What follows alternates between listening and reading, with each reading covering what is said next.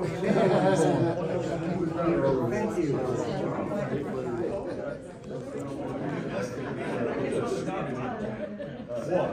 Six.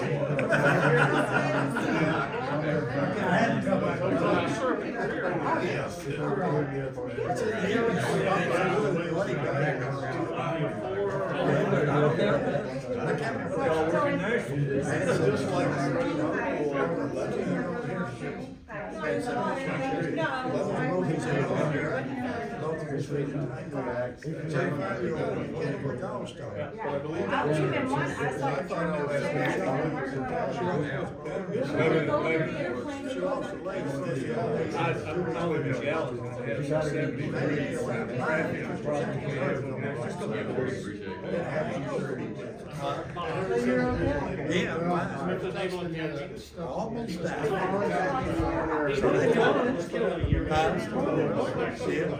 They had all the kids and everything.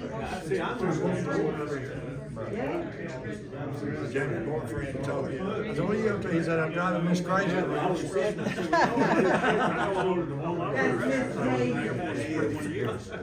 Oh, I thought he said crazy. You were from there, right, John? He was in my squadron in 86. I heard he got fired after 3 months. 2008 or something. I don't know, that must have been. Oh,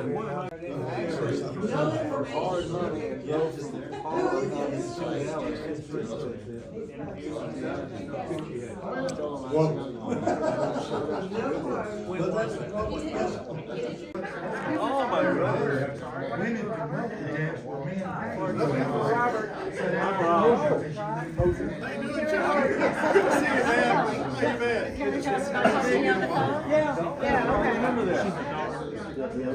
I'm the oldest. This is my sister Kim. John. Well, I know, and we talked on the phone and you said that I heard, so I appreciate that. This is my sister Kim. She's the one that started this whole deal.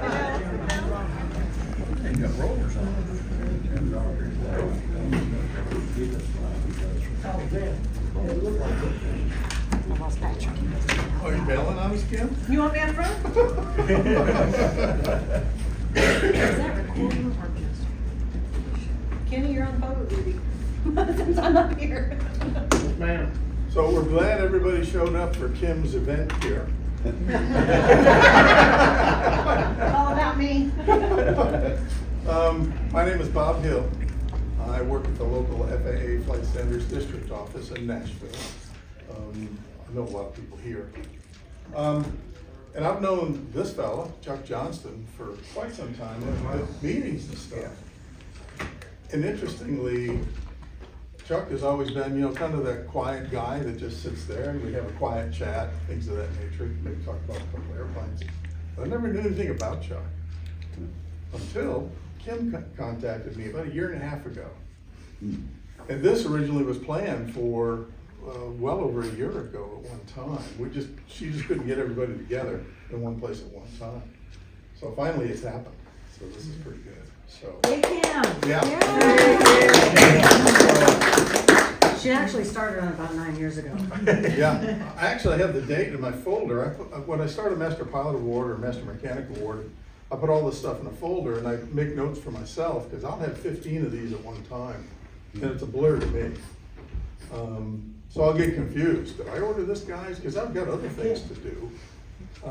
Did I order this person's file? So I'll make notes on when I did things. So April 21st of 23 is when I received the application and I ordered the airman file electronically that same day. Because it takes a month just to get that from Oklahoma City. We get a certified airman file. You'll see one here before too long. But with that application comes, the application itself. There's 3 letters of recommendation. And then there is a flying history for the applicant, for the individual. And that's what I'm going through, looking at this flying history and going, well, I'm acquainted with Chuck Johnston, but I never knew all this. So that's, always, the exciting thing for me. You learn all these nuances about somebody who you've had conversations with, but Chuck's the kind of guy who just doesn't bring that stuff up, as you all probably know. So, You ask him and he can't stop it. yeah. We'll get you. So, you know, I was going through this, and Kim had sent me a bio. So if it's inaccurate, Chuck, my fingers all go Well, it's towards the on a earth. couple of us. But there were some errors that, of course, your airman file proved. We actually have a copy of your student file certificate. So, which is pretty cool. But let me tell you a little bit about Chuck. And I got a couple questions as we go through this, and you can fill in the blanks. Okay. You know, along the way, so. Chuck L.G. Johnston II was born in Nashville, Tennessee on March 17th, 1943. He is the first son, and your brother is here. Got him earlier. There he is.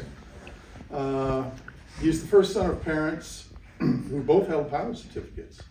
So there was never any doubt that flying would become his lifelong passion.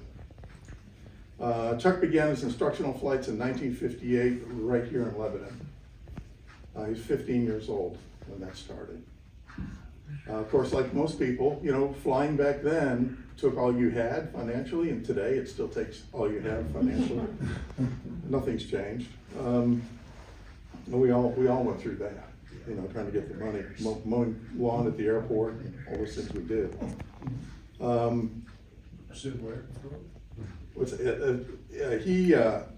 He graduated Castle Heights Military School here in Lebanon in 1960. Most people familiar with that here? Okay. If you're not, and if you live in Lebanon, that's a lot of city offices and things over in that area now. And it's really nice. The Mitchell House, all that stuff is lit up.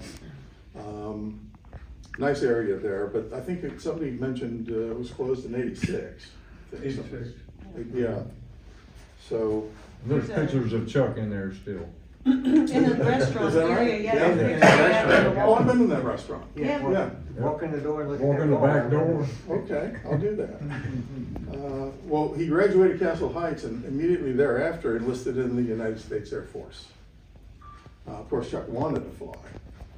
After basic training and basic medical training at Lackland Air Force Base, he was sent to Maxwell Air Force Base in Alabama, Montgomery Field, to begin X-ray technician training. And he did that at Gunner Air Force Base, right? And while he was doing that, Chuck resumed his flight training at that time, and he actually soloed for the first time on August 9th, 1962. We know that because there's a copy of his back of his student pilot certificate in there, which is pretty neat. That's what you're gonna have fun looking through all that stuff. He went on to, of course, then he becomes an enlisted person in the Air Force while he's doing all this. And we were flying at the Aero Club, I'm assuming? Yes. And he finally got his private certificate on February 19th, 1963.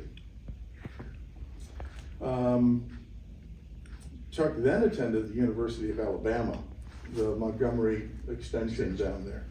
He accumulated 60 plus semester hours there. At that time, he applied for and was selected for Airman Education and Commissioning Program to become an officer, finish your degree. And he was accepted for that. And then he was reassigned to Arizona State University as electrical engineering major, where he continued to fly at Falcon Field in Mesa. Yeah, been in there. After graduation from Arizona State University, he went to Lackland Air Force Base for officer training school and was selected for pilot training, Air Force pilot training, in Laredo, Texas. He graduated from that in August of 1968. His first military aircraft was the F-100 Super Sabre. He named it the Nashville Sound. And he flew that during his first tour of Vietnam at 27 years old. Chuck also flew the OV-10 in Vietnam, forward air control. Forward air control, they shut down all the 100s, and so I wound up flying an OV-10 out in Angels. Great airplane.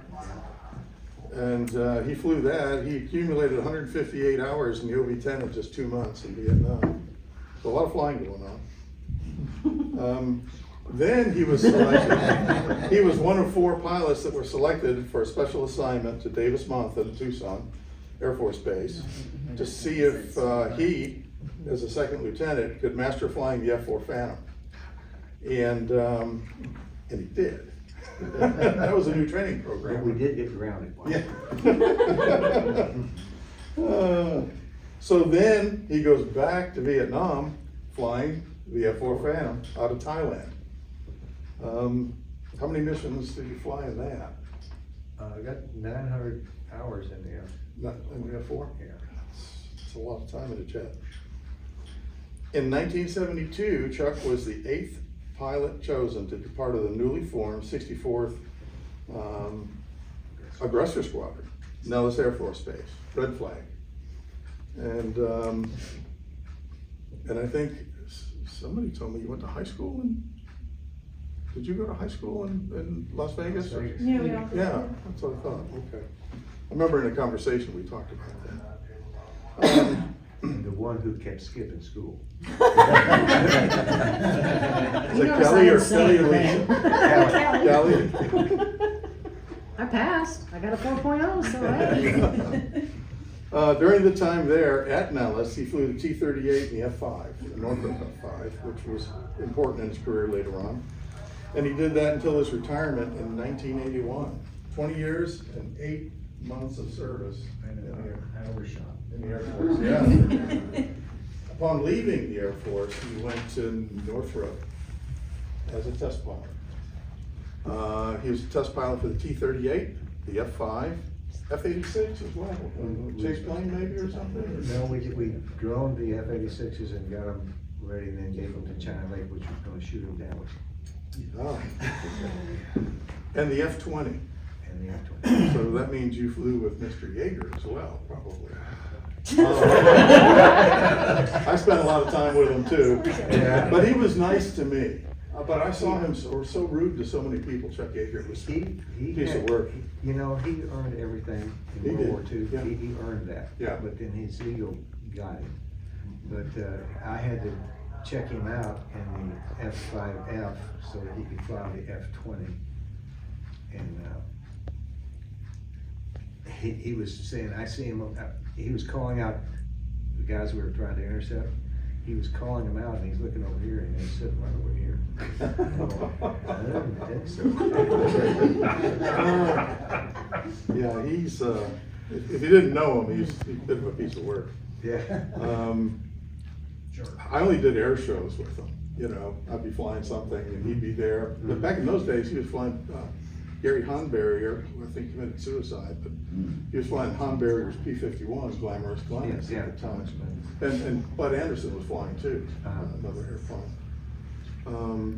Yeah, I got a story with him too. But while he was at Northrop, he met another pilot who had connections to the movie business. And Chuck was given an opportunity to be one of the pilots that flew in the movie Hot Shots with Leslie Nielsen and Charlie Sheen. Yes. Yeah, that's a funny movie. I don't know if you remember it. You didn't fly the Gnat, did you? The fallen Gnat? Who wants to fly an airplane that's called He was the the Gnat? bad guy. He flew the bad guy There's plane. T-38s in that movie? Yeah, they're the T-38s, and we were the enemy, the bad guys, so we painted all the airplanes black. So you flew T-38? T-38. Okay. And Lisa got to fly in the back seat of that T-38. Is that right? Yeah. She was 15 and she was Much to probably. my sister's chagrin. Yeah, dang baby, We didn't special even get to go, thing. Kimbo, Yeah. who gets to go? Come on. In that movie, and it is funny, if you watch it again, but the Navy guys, Charlie Sheen and those guys, and the airplanes would sit on the side of the Navy, it's funny, on the side of the fuselage, but those were British airplanes. They were called Folland, which was a Yeah. manufacturer, it was an engineer by the last name of Folland, and the airplane's called a Gnat. Yeah. Who wants to fly an airplane called a Gnat? And besides that, it's ugly. Oh, yeah. It's definitely ugly It's a airplane. goofy airplane, yeah, the Folland Gnat. I was curious if you flew that. I did not fly that, thank goodness. Yeah. In August of 1989, Chuck transitioned to civilian aviation, if you will. Of course, as a test pilot you were, as a pilot for United Airlines. And during his time with United Airlines, Chuck flew the 757, 767, the 777, and the Airbus 319 and A320 series.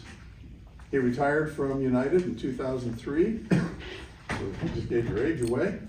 And of course, we said we were born in 43. And today, Chuck continues to fly his Cessna 172P. Right?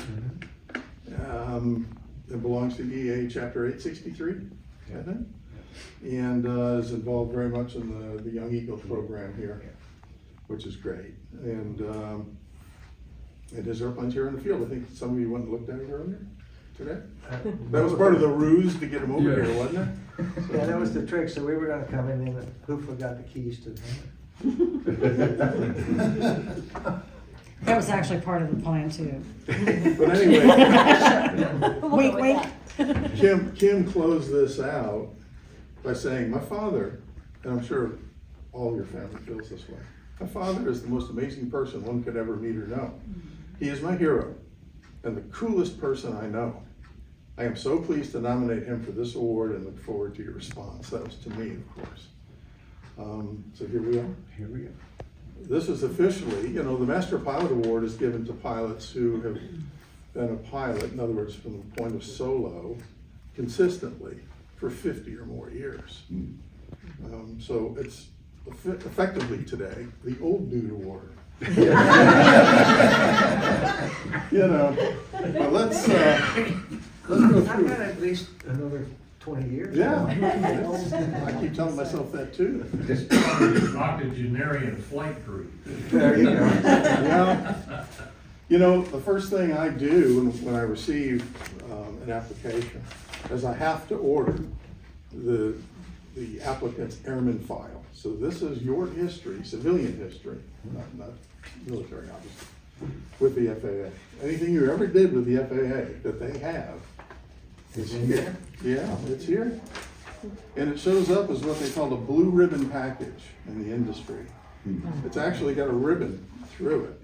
And this is officially certified by the FAA. And the only time you can get these, that we order them or are for an award like this, there's also a Master Mechanic Award. Or if it's gonna end up in some civil courtroom somewhere, not FAA to an airman, that's the least of anybody's worries. It's usually civil lawsuit of some kind. There's some kind of mishap and somebody is suing somebody, you know how this goes. That's when these come into play, when they get the official records. So all these pages are certified, and I tabbed one right here. I want you to see this one. It's a student pilot certificate. Yeah. Issued 5/15/62. And on the back, do you remember your flight instructor's name? Fontaine. Fontaine. I do remember. Yeah, there he is. Cessna 150. Me too. I saw a 150. And a Champ. And I'll tell you a quick story about that. On my check ride for my pilot certificate, we were coming in doing the approach and stuff, and we were coming in down the final, and we were drifting off, and I thought he was flying the airplane. And I think we got way off the run, and I went, "Are you flying?" He said, "No." "You are." I went, "Ooh." Obviously you weren't. I wasn't. I didn't like where he was going. Left turn. On a private pilot check ride, you're like this, right? Yeah, I know. He had done something and apparently had control of it, and then I never took control back, or at least we didn't have a verbal change in control. And we were drifting off. "Are you flying?" "No, you are." And we got a good landing. You're gonna have fun looking through this.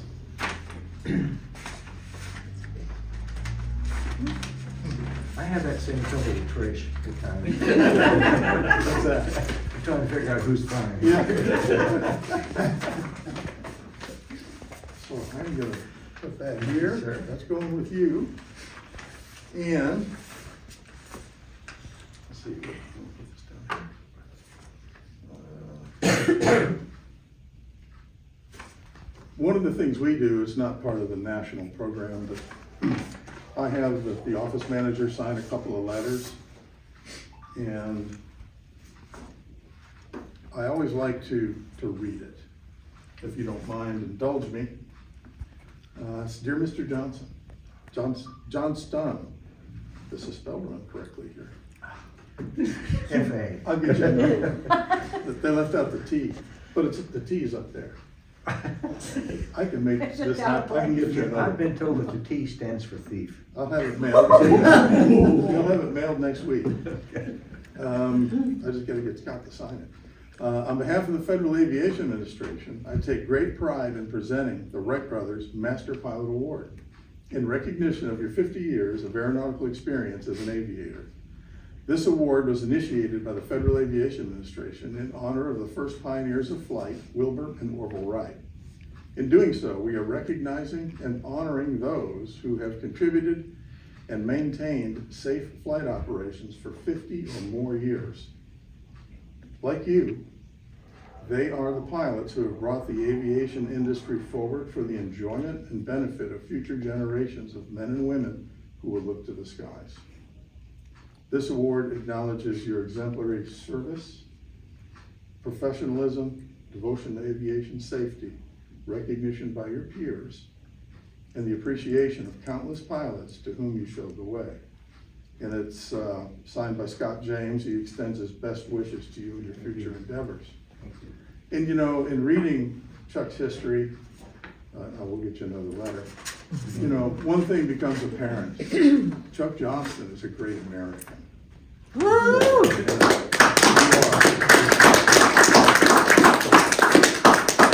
And again, thank you for your service. It's been a wonderful, other than my 3.5 years as an X-ray tech. There is a frameable certificate that is generated by Washington. We now print these in the office. That's a frameable certificate there, Chuck. It has the facsimile signature of the administrator.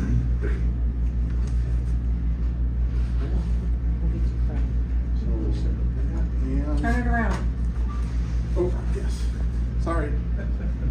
Forgot you guys on a Zoom meeting, right? Yeah. Is it Kelly that's got the? Yes. I'm sorry, I should have been. He's got granddaughters Yeah. and nephews, and our other daughter Joanne here has got a few people in here. Great. Watch. There's a try. Put it up.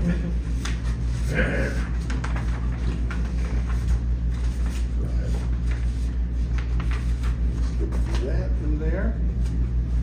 Chuck this. And this is still hermetically sealed. I have not opened this. I hope it's not damaged or anything.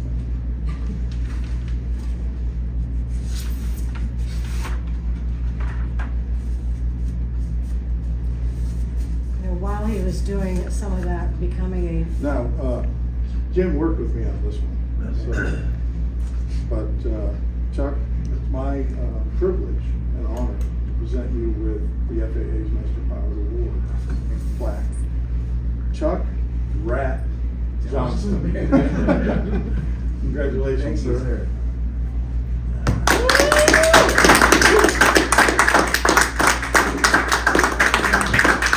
When Jim and I were chatting, and I learned his call sign was Rat, and then some of the guys used to call him the White Rat.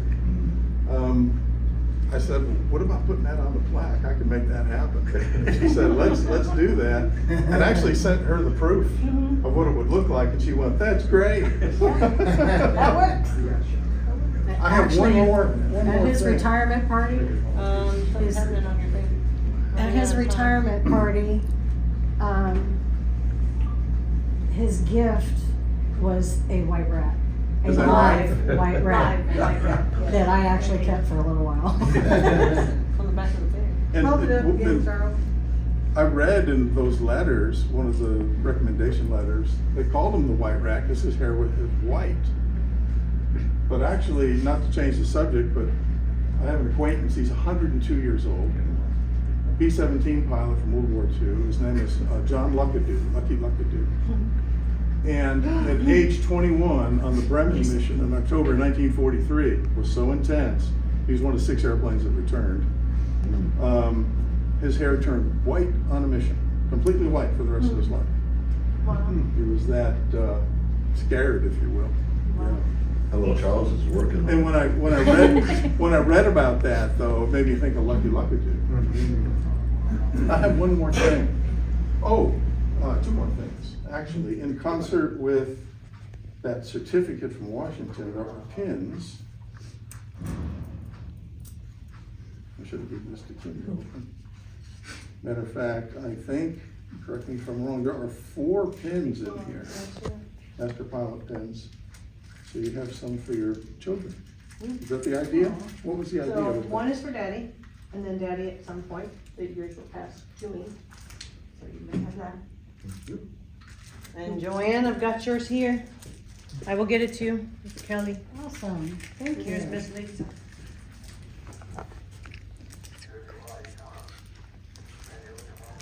Great. Thank you. And the other thing, excuse me, let me give you this box here. Inevitably want to put that in there. And if you didn't think it could get any better, here, I think it's low. Yeah. You know, when I was reading this, the first paragraph, you know, he is the firstborn son of parents who held pilot certificates. So I'm talking to Kim one day, and I come up with this idea, because I said, well, in our computer, I mean, I can pull a pilot up right now if I know where to search by name in the whole United States. Worldwide, actually, if they hold a US pilot certificate. But I don't get the complete file. I can just see current medicals, what all the ratings are, et cetera, certificates held. But to get those files, that blue ribbon file, if you will, I have to seek that out from Oklahoma City. So, and they have to pull that, all pilot records in Oklahoma City are actually stored on film. It's this big 120 millimeter film, it's not microfilm. And they actually pull film rolls, and then they print from the film roll. Go figure. I don't know if it's still that way, but when I was hired and got the tour of airman certification, it's very high-tech, very secure building. I was shown that process, you know, so we'd have an idea about it. So I called Kim and I said, well, what were Chuck's parents' names? If they were pilots, maybe I can find the records, right? Well, lo and behold, I found one of them. And it's your mom.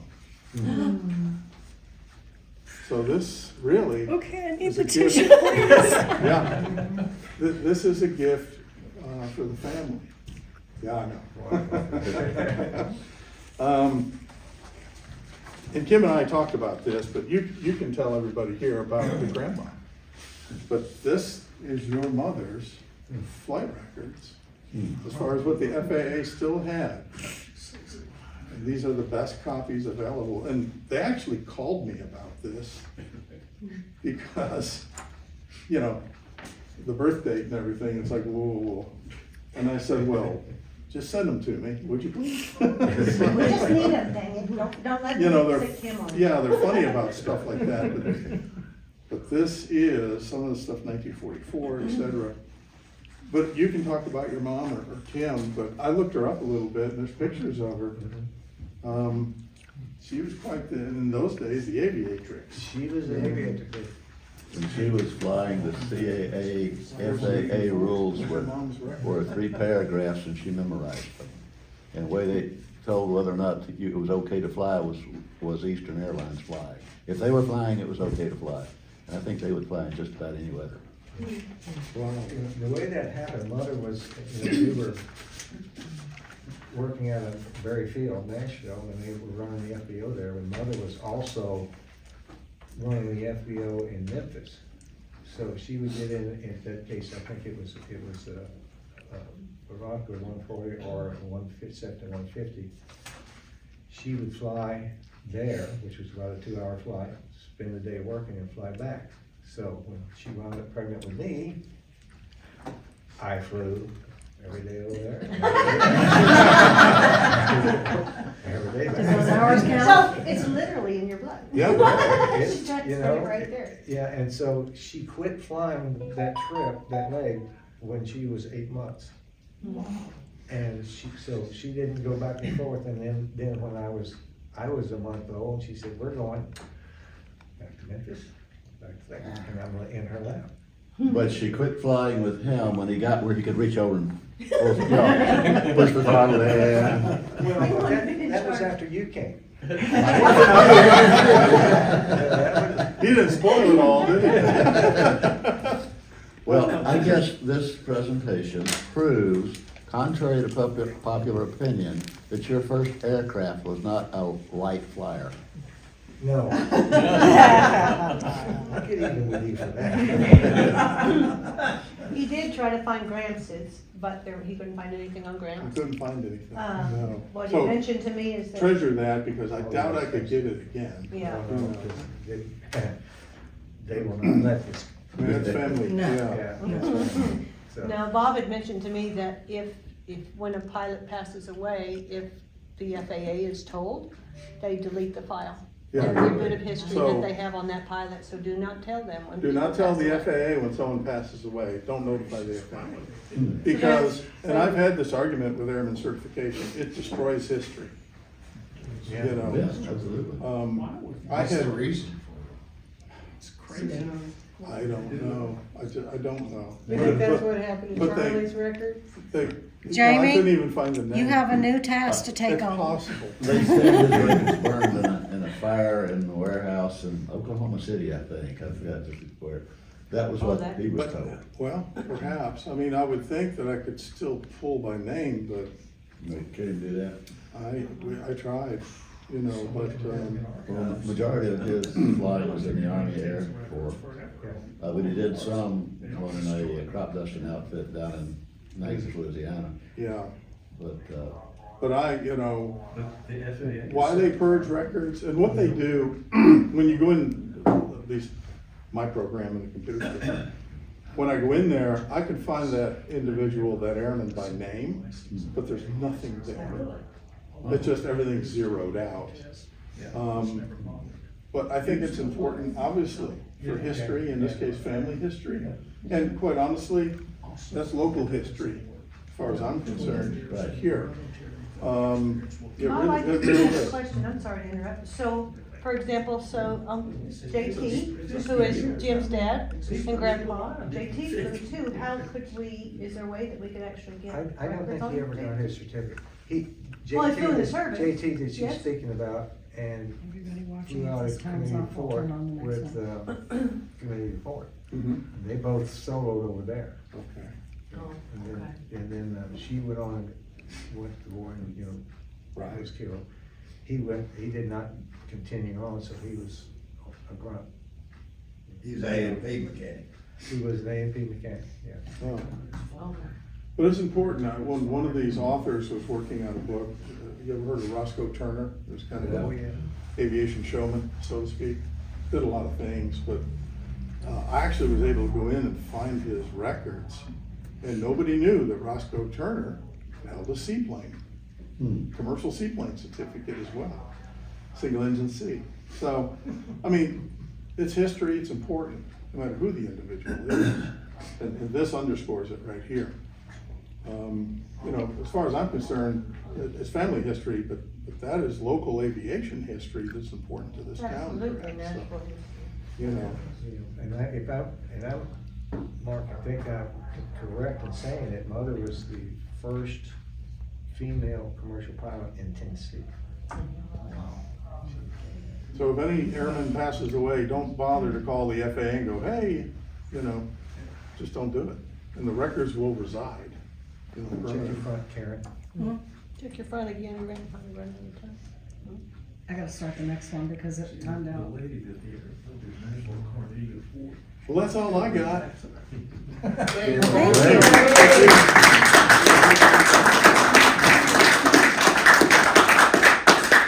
This one was special for me for many reasons, so. It just kept getting better, finding your grandma's records and stuff, that was. Yeah. I'll get you that letter fixed for you. Appreciate your hard work. Oh, yeah. Okay, how high did you ever go? How high did you ever fly?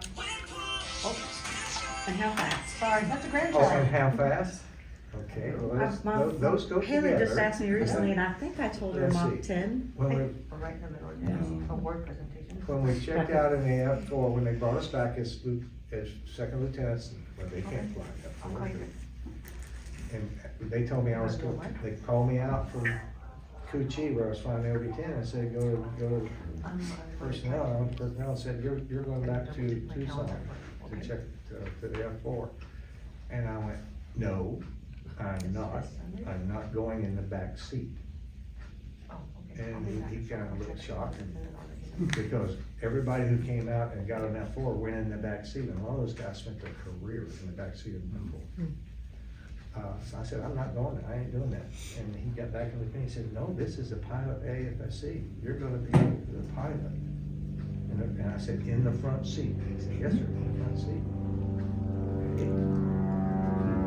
When we got there, they chose 4 of us out of the F-100s that went to do fact work. And they chose 4 of us to go out and come back and see if we could handle the F-4. So we got to Tucson, all 4 of us, and they didn't know who we were and what we were doing.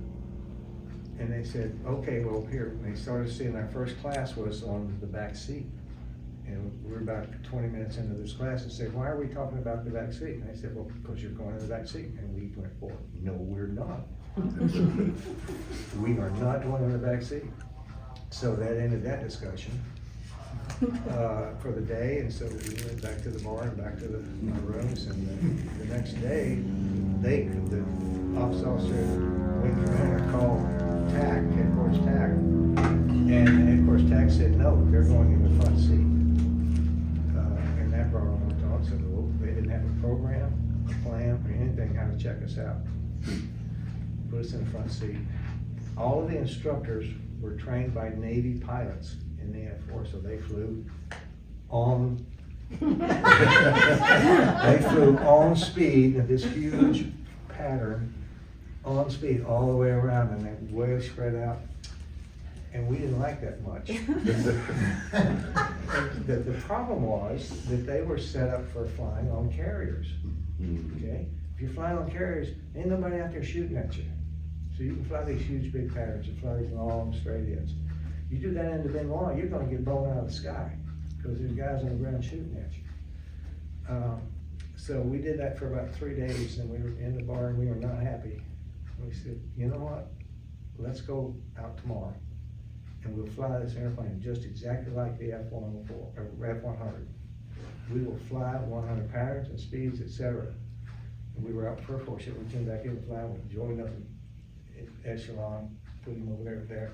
And we came down initially at 350 knots. And the backseaters were going, "What are you doing? What are you doing?" 4-second brakes. Doom, doom. Lined up with 3,000 feet behind each other. 185 knots, 165 knots, 145 knots down. We had 4 airplanes on the runway and rolling out in over a minute and a half, maybe 2 minutes. And all 4 backseaters scared to death. Literally, they were guys that had come out of Guard and Reserves and they'd never done anything other than what the Navy guys had told them to do. We taxied in, shut down. They didn't talk to us, and we got out, shot up, and headed to the bar. We didn't get to the bar because we were invited up to the commander's. And we were grounded. We got grounded and said, okay, well, we either have a crew or we don't. They called headquarters TAC, and the commander of TAC said, I will be there tomorrow. And he left Langley, landed there, and we had a big meeting. And he said, and he'd already talked to the wing commander, and he knew why they were upset, because we were doing crazy things in the airplane. He came back in, and we were meeting, he stood, he said, all right, what'd you do that and why? Sir, you can't land 150 airplanes coming back from a strike in the north, and you cannot land them. It would take you a half a day to land that 150 airplanes. You cannot do that. People are shooting at you. You gotta get in, down, around, out, and out off the runway. That was shocking. But it was also fun. He turned around to the wing commander and he said, talk to them, get a syllabus, and that's what you're gonna do. Yeah. Because it was untenable, absolutely untenable. You couldn't fly that way. How many lives did that save? Huh? How many lives did that save probably? Probably a lot, because if you flew a carrier landing pattern over Benoit or any of the large bases out there, Carolina Bay, you'd be blown out of the sky. You're a sitting target. And if you landed like the Navy does, I flew with a Navy pilot, he was transitioning. And they want to get it on the ground hard. I suspect their main gear don't last very long. Bounce the dang Well, airplane. they're made different than the Air Force. The whole landing gear structure and everything is different, but yeah, and those are hard tires. Yeah. But they got it, when you land hard, if you make an intentional hard landing, you dissipate about 20% of the energy of the airplane. Hmm. So you can hit hard 20% and then get down. So that, if I'm landing on a short runway or a contaminated runway, I'm gonna hit hard. Because I need that off of me. So at any rate, it changed the entire way we trained in the airplanes, so we were happy. And relieved. So how fast and how high? Yeah. You almost got away with it. They kind of go together. In that, checking out the F4 down in Holland, after they got over the effects, how we're going to fly. One of the last rides we did was called we had to fly a Rotowski curve and to hit Mach 2. Hmm. And that's where you go up 40,000 feet and you do the flight profile and you get up to Mach 2 and then you're supposed to, okay, fill that square. Well, it was kind of interesting. So we get up, take off, off we go and get up to flying to Rotowski, get up down, accelerated, and we got up to Mach 2, and right over El Paso at that point. I'm over El Paso, and I'm looking and saying, okay, it's time to quit and start back. And the White Sands test range, restricted areas on my left, Mexico's on my right. So what does a good pilot do? I said I do a shot down. The point being is, if I go into Mexico, they're probably not gonna see me. Because I'm starting this at Mach 2 at 40,000. They're not gonna see me, but if they do, there's no way in hell they're gonna catch me. Yeah. Well, that was a great plan up until I got to here, and I got the nose up and then back to Denver, and then step one out, make sure the compressor stall, step the other one out, compressor stall, okay, cool. And then I eased them back to about center, and now I'm up to 90 degrees back. And I'm going through 55,000 feet. I'm going, ooh. The backseater starts yelling, motors are flamed out, the motors are flamed out. Shot of adrenaline. And I go, well, if they're flamed out, they're windmilling at 100%. We're gonna get any better. But just kept going. And literally 90 degrees of bank. Go up. And the next thing he started yelling, don't stall. We got 130 knots, don't stall. Shot of adrenaline. Here's the question. If you're at 130 knots and 1.3 Mach, can you stall the airplane? Any takers? He said if you're, say it again, louder.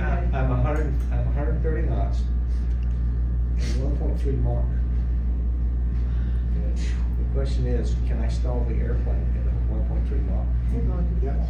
I don't know, but I ain't trying. I was gonna say. That's all the alpha. Well, listen, and I had a point of reference. You remember that,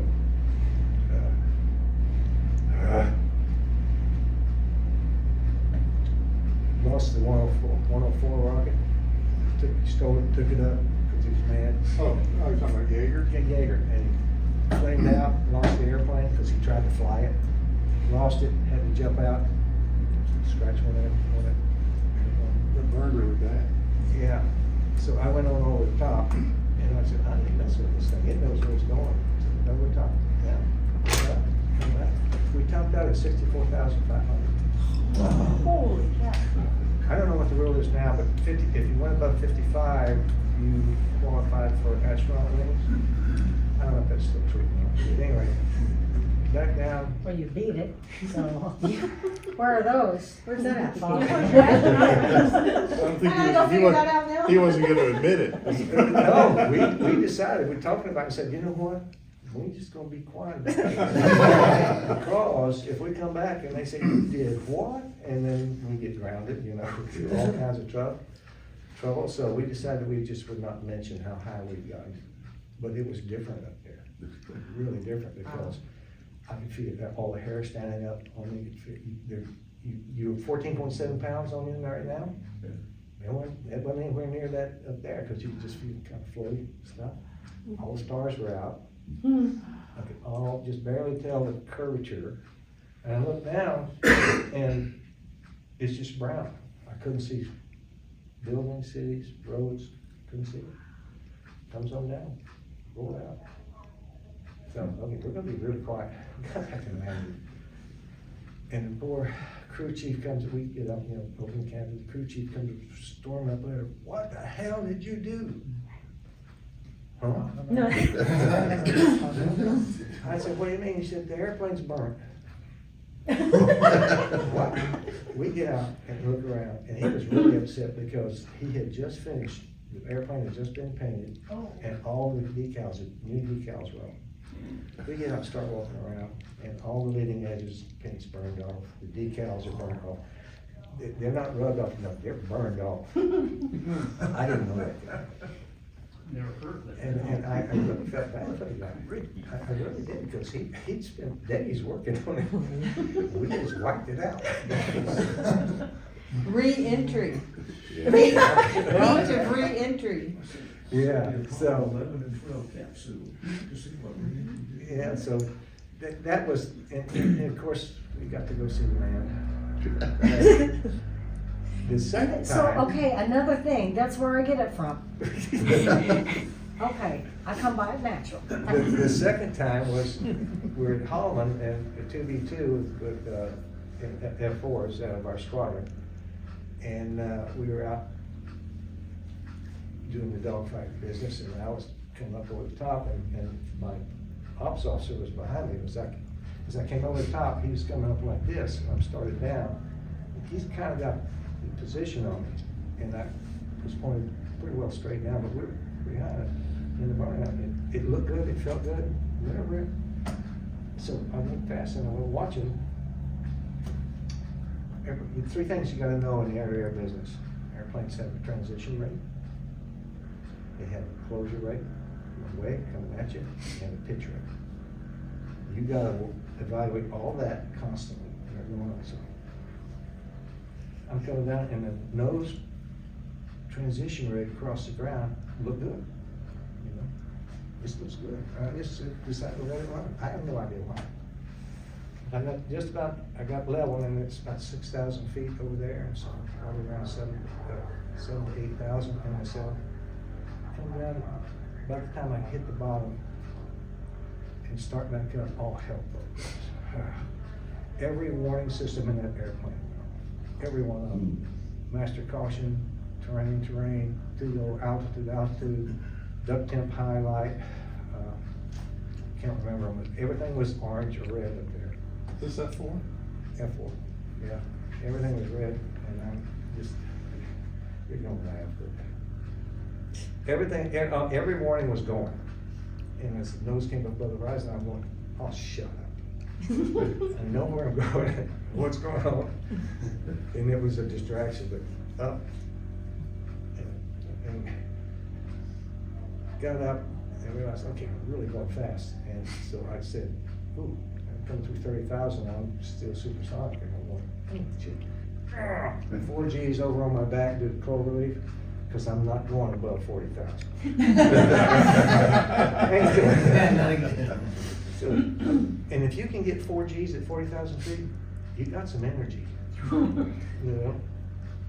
That was the other thing I should have said. When I was going down and coming back, I was full half stick. Absolutely full half stick. It's working. It's working. And it wasn't heavy G. Figured out later that the reason it wasn't heavy G is because I was going so fast. Here's the wind's coming over. Here's the horizontal stabilizer. it wasn't getting to it. It was one of them. Like, So it was like this and just enough rotation to make it good. I had no clue. It looked good, felt good. So come over the top. Then, gut level came out. Now's the test. I'm headed east, on south, which is the quickest way to get headed south. Roll right, roll left. You going east, you need to go south, Yeah. you gotta roll left. Is that what you said? Which way do I roll right or roll left? Go right. South is to your right. That's correct. And I'm upside down. Oh, well, that's backwards. Are you upside down or are you inverted? Yes. How'd you get that picture? Yeah. So the right answer is you roll left. That's correct. Okay. There I go. So break right. Roll left, there, rolled out, and it's only 80 miles, and I'm up at 40,000 feet back to Iowa. Man, crew chief comes in. What did you do? Not the same guy, was it? No, that was, the first one was in Tucson, this is in Holland. Okay. I walk out and look, and now the leading edges are burned, there's burn marks down the side of it again. So, off to see the commander. You were well known. Yeah, I have a reputation. So we're off to see the commander. It was really funny because it's 2 different states, 2 different squadrons, 2 different commanders. They both asked the exact same question in the exact same tone of voice. What the hell were you doing? What are you thinking? I was going fast, sir. Which was, I told the truth. I didn't get in no trouble. So 65.5 and Mach 4. No, Mach 2.1. Kim and Kimmy and I were able to go with Dad to the 50th anniversary of the Aggressor Squadron in Las Vegas. And I'm not sure, I think you were with me, but when we were going into the meeting room, like on the first day, kind of walking in, people are gathering and checking in and doing all their stuff. And the guys are telling stories, waving their hands, kind of like he was doing. And he comes walking in, and one of them telling the story at the time, turned around and said, "Oh, there he is, Maverick before a Maverick." I got such a kick out of that because, we did love the movie, and he said that's one of the ones that's the most realistic in how they are flying in the airplanes and stuff. But now hearing you tell that story, they weren't lying. The first Maverick was really good and well done, but there were a lot of errors. The second one we fixed. So, everything you see in the low altitude and all that, the turning with the vapor coming off the wings and all that, that's valid. The first one when they're doing this, that ain't right. They're right there together with each other, so their vertical stabilizers are going. They're having a emitter, it ain't happening. So the next one, they're way up here. So they fixed that. So the second one was really, really, really good. Good. The low altitude is really right because I've made scared horses made them rear up because I was not my home. Did you burn their manes? No, I wasn't going that fast at that point in time. Does anybody still on here have any questions for Dad, Grandpa, Uncle? What air show was that put on here where you went, Dad brought you a bunch of fruit, vegetables from the garden? I'll let you do it. Marines or Navy or something. You went down and come back the runway upside down and then turned and went up a spiral. Oh, that was the air show at Smyrna. I got Mother got permission for me to bring a T-38 for static display down there, so I got to do that. That was a good I deal. did the same thing. I did the same in 1972 That could be right. from Columbus. Brought a T-38 in Oh, Smyrna yeah. for that air show. And it was really fun. They paid me $75 for food, and then the food was free. But, when we got ready to leave, I took off in it, the ground, went down, because I'm gonna make a high-speed pass, of course. I came around and I went, check, ooh, okay, wait a minute here, this is no supersonic. So I was still about 550 and I got turned, came down the runway, 50 feet or so in the air. At about 500 knots and just, oh, gee, the damn thing. So it's, up and went like that. When I got maybe on the phone with Mom after the flight, she was talking about it, said, he went out of sight. I said, well, not really, because I couldn't go above 17 till I got clearance. We have a couple people on here that would like to speak to you right quick. You just hold it and look at them and talk, and they can look at you and talk. Well, hello, who am I talking to? Jabo? Oh, Jabo. Hey, Dad. Hi, darling, how are you? Oh, Hey, how are you? well, I'm having fun. People are throwing stuff at me, but that's okay. Well, I'm glad you had such a good afternoon. It was nice to be a part of it. Well, I'm really glad. I wish you could be here, but just to get that lungs killed. Yeah. Oh, no. Okay. I love you, Daddy. I love you, honey. Be well. Jessica. Jet, Yes. Yes, ma'am. when's the after party? When's the after party? I can check with Kim. I'm not in charge of my life. Olive Garden at Mount Juliet, 4:30, for all that can get there, 4:30, 5 o'clock.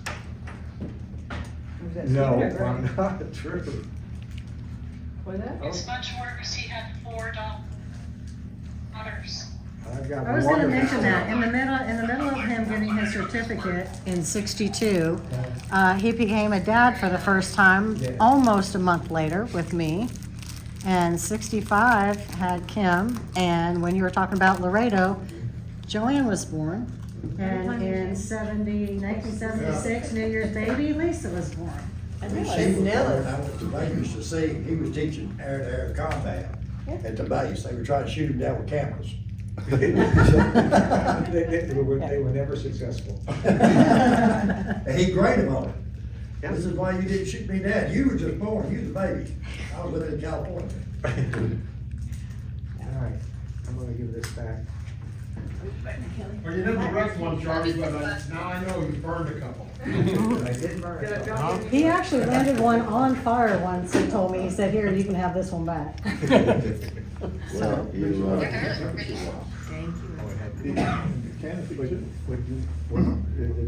The duck temp high is a real Jess, are you the big only one left one. on? And, so that, was up way high. I can't tell, I can only see you.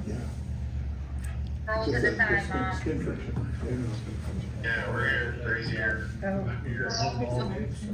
at the What time on squadron? your You screen. flew Hans at Benoit? well, Yes. I only What see you. squadron were you? Oh, there you Nine are. Attack Fighter Squad, 90th? Paradise. Nice. There's everybody. Paradise. We had dice there in A-37s when I was there. Yeah, yeah. And you flew F-4s at Udorn? Who was waiting No, there? top lead. Jesse, Joanne, Top Lead Ray, Holland. and Susan.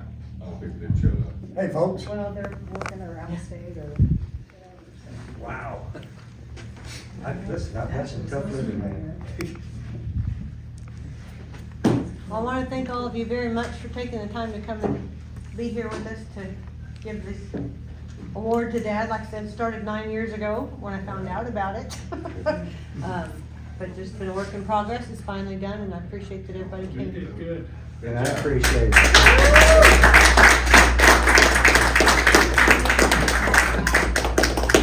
We do have some fun cookies over there. Daddy, did you see the cookies? No pressure. So, are you surprised? What do you think? Yes. Was dirty, but his hair was. What do you think about today? The award? I don't, you know, it was good to be able to talk through so many things. And I really appreciate everybody doing this work. I really do. It is an honor. But it's been an honor to be able to fly and do the transit. You know, it's been a really good life. Thank you. I appreciate it.